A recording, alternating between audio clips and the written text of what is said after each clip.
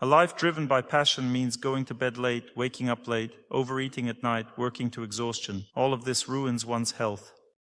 Besides, we need to understand that people in this state can no longer draw energy from nature.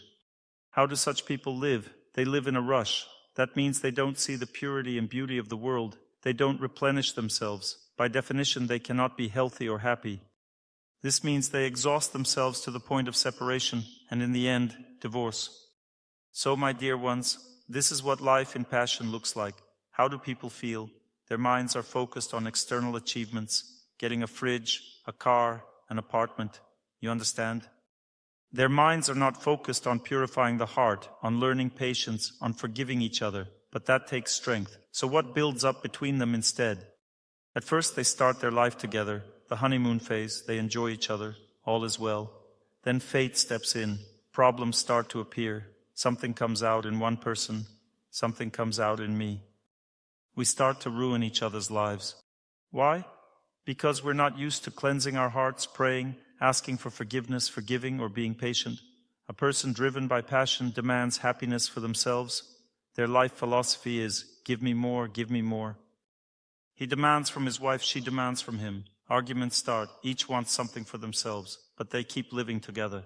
They hold on to their resentments and disappointments. It all builds up, but the heart isn't cleansed because there's no time. We're busy working. We need an apartment, a car.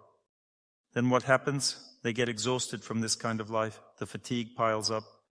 What's next? They start feeling disgusted with each other, even resentful. They begin to think, maybe I made the wrong choice. This isn't my true love. Living with this person feels unbearable. And then what? As the song goes, goodbye, my love, goodbye. This is the result of a life lived the wrong way, because priorities are upside down. Is having an apartment a value?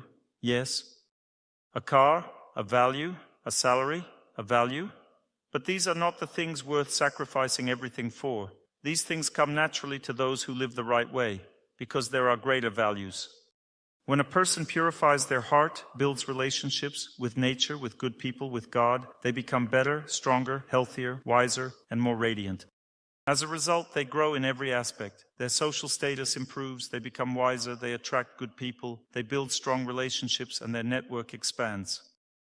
This leads to better work opportunities. As relationships improve, they meet the right people, form a great team, and their business starts thriving because they grow as individuals.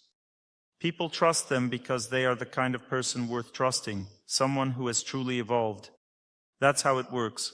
And what about children in such an environment? How does a child's mind work? A child naturally seeks something bright and meaningful in life.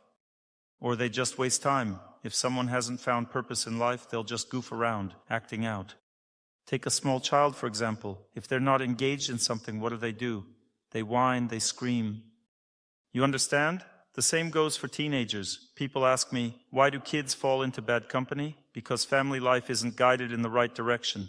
If a family lacks a pure, meaningful way of living, where people go to the temple, think about God, read inspiring books, discuss them, exercise, and live a clean, positive life, then their minds stay pure, their perception of the world stays pure, and their children naturally follow the same path. If a child isn't striving for something bright and meaningful, they start wasting time, getting drawn into certain youth subcultures and developing a sense of rejection toward everything. They begin piercing their noses, styling their hair into mohawks, painting themselves like warriors and walking around like that. Their whole appearance reflects their inner dissatisfaction with the world. Then some of them go further, decorating themselves with strange symbols, even harming themselves. Why? Because their parents never gave them a sense of purpose. Their life has no direction. And then comes the question, why even live like this? Life in passion is not attractive, there is no depth in it. The only goal in such a life is success, that's it. But life has two sides, success and failure.